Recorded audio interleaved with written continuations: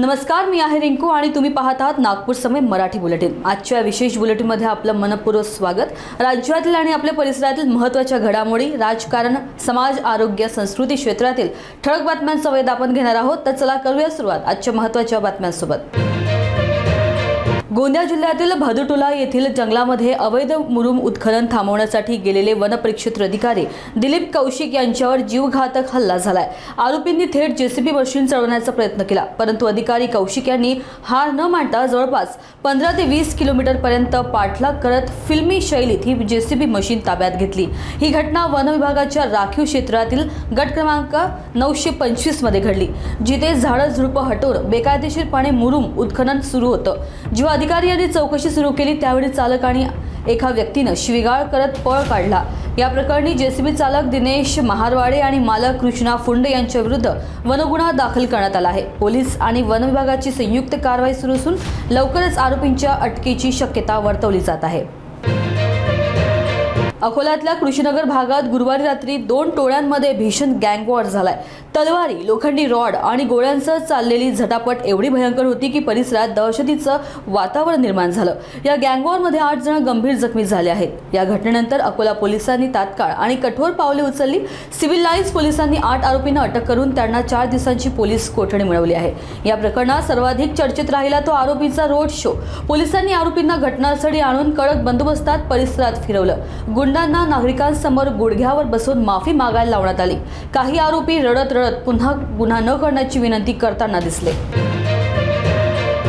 उत्तर नागपूरला पूर्व नागपूरशी जोडणारा कळमना उड्डाणपूल सध्या मृत्यूच्या सापळ्यात बदलला आहे। पुलावरील मोठमोठे खड्डे अपघातांना आमंत्रण देत असून प्रशासन मात्र डोळे झाक करत आहे। या दुर्लक्षाच्या निषेधार्थ उत्तर नागपूर युवक काँग्रेसने अनोख्या पद्धतीने आंदोलन केलंय। खड्ड्यांमध्ये झाडं लावून त्यांनी प्रशासनाचं लक्ष वेधण्याचा प्रयत्न केला। युवक काँग्रेसचे महासचिव शेख शहनवाज यांनी स्पष्ट इशारा दिला की जर प्रशासनाने लवकर खड्डे भरले नाहीत तर तीव्र आंदोलन छेडलं जाईल आणि जर एखाद्याचा जीव गेला तर जबाबदार फक्त प्रशासन असेल। हिंगणघाट पोलिसांनी धोबी घाट रोडवर मोठी कारवाई करत देशी मोह दारूची तस्करी उघडकीस आणली आहे। टीव्हीएस ज्युपिटर वाहनातून दारूची तस्करी होत असल्याची गोपनीय माहिती मिळाल्यानंतर गाडगेबाबा वॉर्ड भागात नाकाबंदी करण्यात आली। या कारवाईत 100 लिटर अवैध दारूसह एक आरोपी अटकेत आहे तर दुसरा आरोपी फरार झाला आहे। सुमारे 70,000 रुपयांची दारू आणि वाहन जप्त करण्यात आलं असून आरोपींविरोधात दारूबंदी कायद्यानुसार गुन्हा दाखल करण्यात आलाय। ही संपूर्ण कारवाई पोलीस अधीक्षक अनुराग जैन आणि उपविभागीय पोलीस अधिकारी रोशन पंडित यांच्या मार्गदर्शनाखाली ठाणेदार देवेंद्र ठाकूर यांच्या नेतृत्वात पार पडली। नागपूर शहरातून मोठी बातमी समोर येते आहे। गुन्हे शाखा युनिट क्रमांक 3च्या पथकानं वाहन चोरी करणाऱ्या टोळीचा पर्दाफाश केला असून 2 सराईत चोरांना अटक करण्यात आली आहे। अटकेतील आरोपींची नावे करण प्रकाश जाधव आणि आकाश उर्फ गोगा मुकेश वर्मा अशी आहेत। या दोघांनी नागपूर शहरासह ग्रामीण भागात मिळून तब्बल 29 वाहन चोरी केल्याची कबुली दिली आहे। पोलिसांनी त्यांच्या ताब्यातून एकूण 27 दुचाकी वाहनं जप्त केली असून त्यांची एकूण किंमत अंदाजे 13,50,000 रुपये इतकी आहे। सध्या आरोपींची पुढील चौकशी लकडगंज पोलिसांकडे सुरू आहे। ही कारवाई वरिष्ठ अधिकाऱ्यांच्या मार्गदर्शनाखाली पार पडली आहे।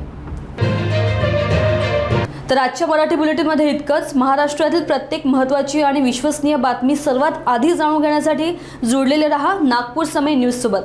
पहा, जागरूक रहा, कारण इथेच मिळतात सर्वात अचूक बातम्या। सर्वात योग्य वेळी आपली आणि आपल्या कुटुंबाची काळजी घ्या। नमस्कार।